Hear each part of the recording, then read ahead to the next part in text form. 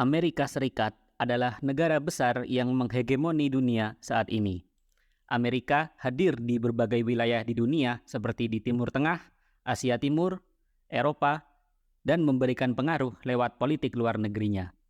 Semenjak Perang Dingin selesai pada tahun 1991, Amerika memantapkan posisinya sebagai negara kuat di abad 21 yang punya kemampuan hegemoni.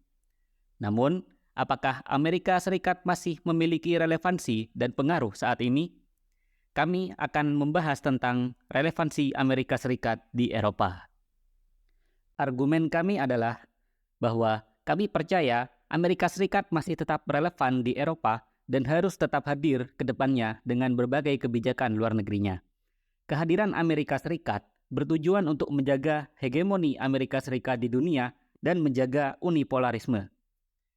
Saat ini, unipolarisme atau hegemoni Amerika tertantang oleh kehadiran Cina dan Rusia. Kami percaya bahwa kehadiran Cina dan Rusia akan mengakibatkan politik luar negeri yang intens di dunia internasional. Karena itulah Amerika harus tetap hadir dan menjaga perdamaian sebagai polisi dunia. Kami akan mendukung argumen kami dengan menghadirkan berbagai penjelasan di bidang politik, ekonomi, dan keamanan. Signifikansi Amerika Serikat di Eropa dalam segi politik dapat kita lihat melalui hubungan diplomatik dan pengambilan kebijakan. Konflik Irlandia adalah contoh yang pantas dalam melihat dari sisi hubungan diplomatik, bagaimana Amerika Serikat melakukan upaya pemeliharaan perdamaian sejak tahun-tahun pertama konflik hingga kepemimpinan saat ini. Lalu yang kedua adalah pengambilan kebijakan. Amerika Serikat telah lama melakukan pemeliharaan perdamaian dan integrasi Eropa dengan keterlibatannya dalam politik ataupun pengambilan kebijakan melalui Uni Eropa dan NATO. Meski pada masa Trump sempat renggang karena kebijakan American First-nya, America first. diperbaiki oleh Biden melalui kunjungan diplomatik dan diskusi isu global ke UE, NATO, juga beberapa negara penting seperti Perancis dan Jerman. Jerman sebagai kekuatan utama ekonomi terbesar di Eropa adalah mitra penting, terutama untuk membatasi pengaruh Cina atas pasar Eropa sekaligus menghadapi provokasi Rusia di Eropa Timur. Itu adalah bentuk signifikansi Amerika Serikat di Eropa dalam segi politik. Baik, yang selanjutnya adalah di bidang ekonomi. Faktor pertama adalah data IMF per akhir tahun 2022 menunjukkan cadangan devisa di seluruh dunia menyentuh angka 11,9 triliun. Dari total tersebut, 6,47 triliun adalah dolar AS, sedangkan 2,27 triliun adalah euro, dan terakhir yuan dengan total 298,44 miliar. Hal ini menunjukkan kuatnya pengaruh AS di bidang cadangan devisa dunia. Faktor kedua adalah hubungan ekonomi AS dan juga Eropa merupakan hubungan yang sangat penting. Walaupun jumlah perdagangan dalam hal barang sudah dilampaui oleh Cina, Amerika Serikat tetap menjadi nomor satu partner negara-negara Eropa dalam hal investasi dan jasa. Dan walaupun terkena dampak pandemi COVID-19, hubungan perdagangan AS dan juga Eropa tetaplah kuat. Hal ini terlihat pada jumlah total nilai perdagangan transatlantik yang mencapai total angka 1,2 triliun euro pada tahun 2021. Jumlah ini meningkat 10% dari masa sebelum COVID, yang artinya walaupun terkena COVID, perdagangan antar kedua atau transatlantik ini masih tetaplah kuat. Ketiga adalah kegiatan ekspor dan impor yang dilakukan oleh Uni Eropa menggunakan atau dapat dilakukan dengan beberapa mata uang. Salah satunya adalah dolar, di mana dolar menempati urutan pertama mata uang yang digunakan oleh Uni Eropa pada saat impor dengan total 48,1%, sedangkan euro 38,2%, dan untuk ekspor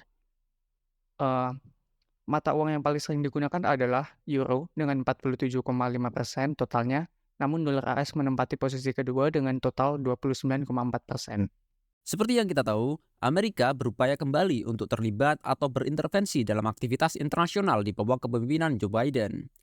Terdapat dua hal yang menjadi pertimbangan secara ekonomi bagi kedua pihak ini, yakni pertama, pemulihan ekonomi akibat COVID-19, dan juga dampak perang Rusia-Ukraina. Kedua adalah bagaimana langkah menanggulangi kekuatan ekonomi Tiongkok. Sebagai pihak yang terdampak oleh COVID-19 dan perang Rusia-Ukraina, ditambah hubungan yang sudah terjalin sejak lama, maka penting bagi Amerika dan Uni Eropa untuk bekerja sama untuk keluar dari resesi ekonomi dan juga inflasi. Jika kedua pihak ini bekerja sama, maka akan jauh lebih mudah dalam mengatasi permasalahan ini.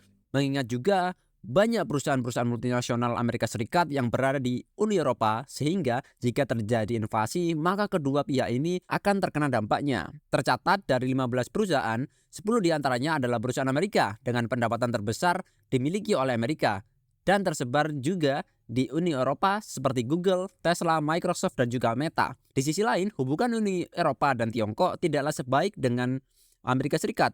Masih terdapat masalah dalam kerjasama dengan Tiongkok, salah satunya adalah persoalan perjanjian. Saat berakhirnya Perang Dingin, Iran dan Korea Utara mencanangkan kebijakan proliferasi nuklir.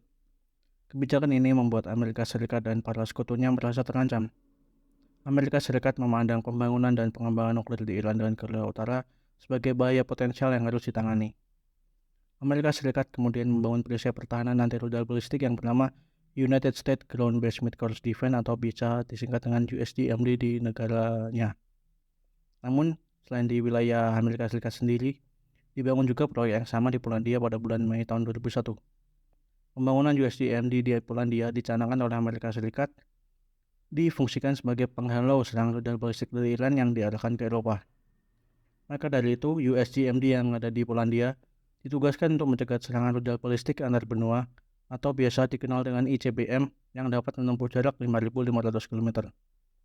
Proyek ini menurut Missile Defense Agency dalam Departemen Pertahanan Amerika Serikat telah memakan biaya sebesar 498 juta US dollar guna menyukseskan pembangunannya.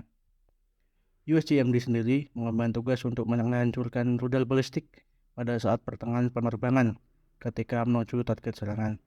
Penghancurannya akan terjadi pada saat rudal berada pada titik tertingginya, yaitu pada luar atmosfer bumi.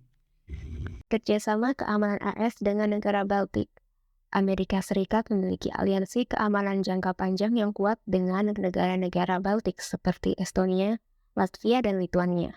Sejak 2016, AS telah mengadakan dialog AS Baltik untuk meningkatkan dan memperkuat spektrum inisiatif kerjasama keamanan dan mengatasi kerentanan keamanan di seluruh Baltik.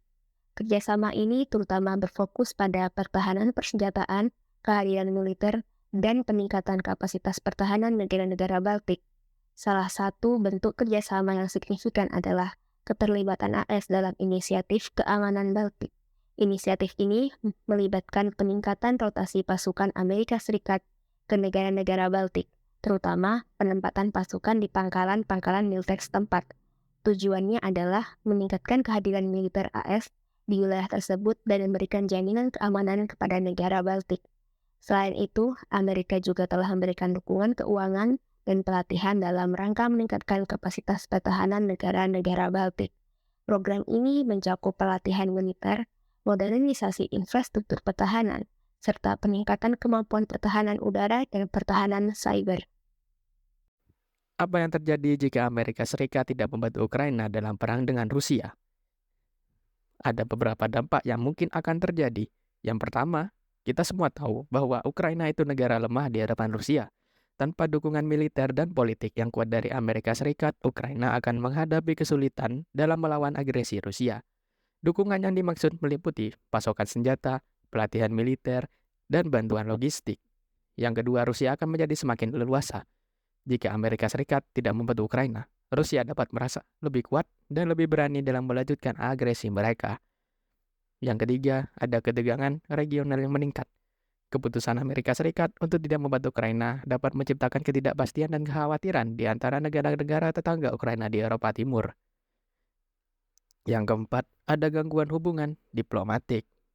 Keputusan Amerika Serikat untuk tidak membantu Ukraina dapat menyebabkan gangguan dalam hubungan diplomatik dengan negara-negara Barat dan sekutu NATO lainnya. Negara di Eropa dan di seluruh dunia yang melihat kejadian di Ukraina ini menampik bahwa sebagai ujian untuk prinsip-prinsip keamanan internasional dari Amerika Serikat. Yang kelima, memicu pertimbangan ulang kebijakan luar negeri global. Keputusan Amerika Serikat untuk tidak membantu Ukraina dalam perang dengan Rusia dapat memicu pertimbangan ulang kebijakan luar negeri oleh negara-negara lain di seluruh dunia.